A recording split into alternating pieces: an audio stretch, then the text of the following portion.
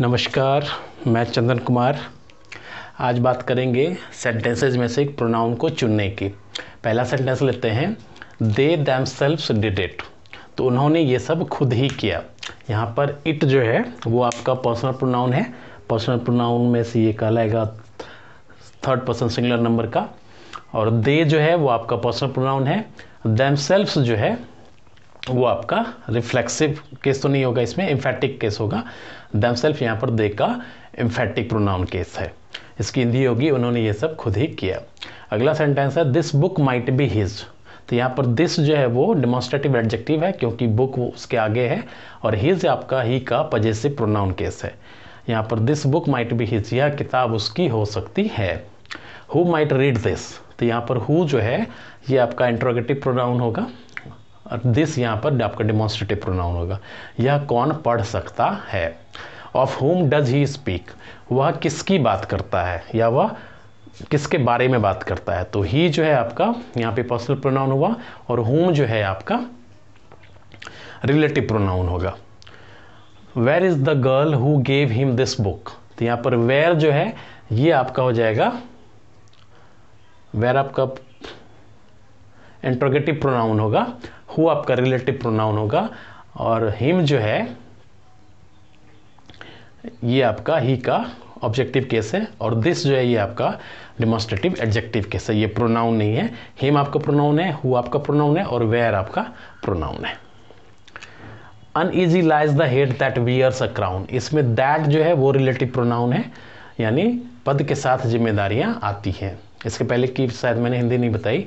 Where is the girl who gave him this book. वह लड़की कहाँ है जिसने उसे यह किताब दी। अगला सेंटेंस लेते हैं, uneasy lies the head that wears a crown.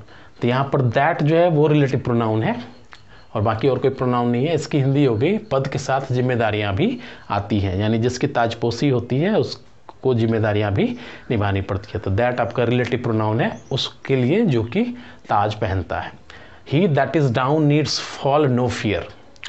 तो यहाँ पे ही जो है वो आपका पर्सनल प्रोनाउन है, दैट आपका रिलेटिव प्रोनाउन है, और नीड्स मैंने इसलिए घेरा लगा लिया कि किताब में नीड है उसमें एस लगाना पड़ेगा चूंकि ही की बात हो रही है। तो ही और दैट यहाँ पर प्रोनाउन है, दैट रिलेटिव प्रोनाउन है, ही आपका पर्सनल प्रोनाउन है। जो जमीन से जुड़ा है उसे गिरने का भय नहीं है, यानी जो यथार्थ से जुड़ा है उसको गिरने का डर नहीं है। This is the girl that he told me of. इसमें प्रोनाउन की संख्या ज़्यादा है। दिस जो है वो आपका डेमोन्स्ट्रेटिव प्रोनाउन है, दैट आपका रिलेटिव प्रोनाउन है, गर्ल के बारे में बात हो रही है, ही आपका पर्सनल प्रोनाउन है जो कि थर्ड पर्सन है, मी आपका आई का ऑब्जेक्टिव केस है। तो इसी लड़की के बारे में उसने मुझे बताया। This is the thief whom the police caught. तो यहाँ पर दिस जो है वो आपका डेमोन्स्ट्रेटिव प्रोनाउन है, हुम आपका रिलेटिव प्रोनाउन है। तो इसी चोर को पुलिस ने पकड़ा। हुम डज ही लव। हुम आपका यहाँ पर इंट्रोगेटिव प्रोनाउन नहीं होगा, ये रिलेटिव केस में ही आएगा। रिलेटिव प्रोनाउन हम बोल सकते हैं हुम डज ही लव, वह किसको प्यार करता है। रिलेटिव प्रोनाउन नहीं कहूँगा मैं, ऐसे इंट्रोगेटिव प्रोनाउन नहीं कहूँगा कि वह किससे प्यार करता है या वह किसको प्यार करता है। This is the girl who has stolen his books. यहाँ पर दिस और हु जो है वो आपका प्रोनाउन है और हिज भी आपका प्रोनाउन है। हिज आपका ही का पजेसिव, यहाँ पर हिज आपका पजेसिव एडजेक्टिव है, जो कि बुक्स आगे लिखा हुआ है तो हिज आपका पजेसिव एडजेक्टिव है। हु आपका यहाँ पे रिलेटिव प्रोनाउन है और दिस आपका डेमोन्स्ट्रेटिव प्रोनाउन है। Who is there. तो यहाँ पर जो है हु को हम कहेंगे इंट्रोगेटिव प्रोनाउन, और देयर का जो है बहुत ज़्यादा यूज होता है। देयर कभी एडवर्ब होता है, कभी नाउन होता है, कभी प्रोनाउन होता है। ये बड़ा ही स्पेशल टाइप का वर्ड है, इसके बारे में कभी बात करेंगे स्पेशल। तो आई होप आपको ये सेंटेंसेस समझ में आई होगी। आगे कुछ और सेंटेंसेस देखते हैं। What is this. तो इसमें व्हाट जो है वो इंट्रोगेटिव प्रोनाउन हो गया और दिस आपका डेमोन्स्ट्रेटिव प्रोनाउन हो गया। हिंदी होगी यह क्या है। Whose bikes are these.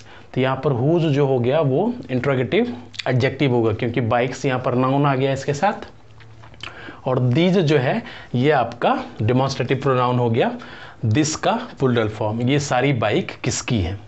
Some are born great. Some जो है ये आपका इंडेफिनिट प्रोनाउन हुआ और इसमें और कोई प्रोनाउन नहीं है। और कुछ लोग पैदाइशी महान होते हैं ऐसा कहा जाता है, लेकिन ये अपने ऊपर मानने की बात है, आप मानते हैं या नहीं मानते हैं। I have some milk. सम जो हो गया इंडेफिनिट प्रोनाउन आएगा, बट ही हैज़ नन, और नन आपका इंडेफिनिट प्रोनाउन हो गया, यानी जिसके बारे में कुछ पता नहीं हो। ही आपका पर्सनल प्रोनाउन, सम आपका इंडेफिनिट प्रोनाउन और आई आपका पर्सनल प्रोनाउन। तो मेरे पास थोड़ा दूध है, उसके पास बिल्कुल भी नहीं है। ईच ऑफ यू, ये जो ईच हो गया ये आपका डिस्ट्रीब्यूटिव प्रोनाउन हो गया, और ऑफ यू जो है वो प्रीपोजिशनल फ्रेज हुआ, आप में से हर कोई जीतेगा। Who will cheat himself, himself हो गया आपका रिफ्लेक्सिव प्रोनाउन, ही का ये वर्ग के लिए यूज हो रहा है। हु आपका हो गया इंट्रोगेटिव प्रोनाउन, खुद को कौन धोखा देगा। This can be of no help to him, तो हिम हो गया ही का ऑब्जेक्टिव केस, और दिस जो हो गया आपका डेमोन्स्ट्रेटिव प्रोनाउन, यानी इससे उसकी कोई मदद नहीं हो सकती है। हुज आर दोज बुक्स, तो यहाँ पे दोज जो है वो आपका फिर एडजेक्टिव हो जाएगा, बुक्स आपका नाउन है, और हुज जो है वो आपका इंट्रोगेटिव प्रोनाउन हो जाएगा। वो सारी किताबें किसकी है। Nobody wanted to help anybody, तो यहाँ पर नोबडी और एनीबडी ये आपका हो गया इंडेफिनिट प्रोनाउन, मतलब जिसमें कि निश्चितता नहीं होती है।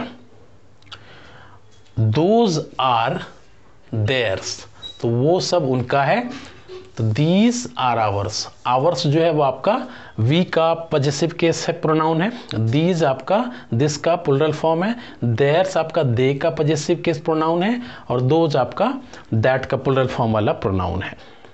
तो इसकी हिंदी हो गई वो सब उनका है और ये सब हमारा है। अगर मैंने ऊपर की हिंदी नहीं बताई थी तो बता देता हूँ। Nobody wanted to help anybody, किसी ने भी किसी की भी मदद नहीं करनी चाहिए, यानी किसी ने भी किसी की मदद करनी नहीं चाहिए। Those are theirs, these are ours, वो सब उनका है और ये सब हमारा है। तो ये थी एक्सरसाइज बेस्ड ऑन प्रोनाउन, यानी प्रोनाउन पे आधारित कुछ एक्सरसाइज।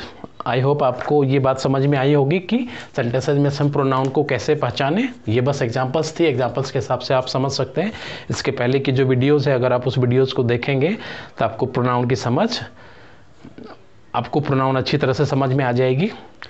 अगली वीडियो में बात होगी एडजेक्टिव की। एडजेक्टिव को जब ख़त्म कर लेंगे तब बात करेंगे कुछ ट्रांसलेशंस की, बिना वर्ब के। वर्ब की जब बात होगी तब तो होगी ही ट्रांसलेशन की बात, लेकिन बिना वर्ब के हम कैसे सेंटेंसेस बना सकते हैं वो कुछ सेंटेंसेस हम देखेंगे। तो उसके पहले एडजेक्टिव ख़त्म करेंगे। तब तक के लिए आप सभी को चंदन कुमार का नमस्कार।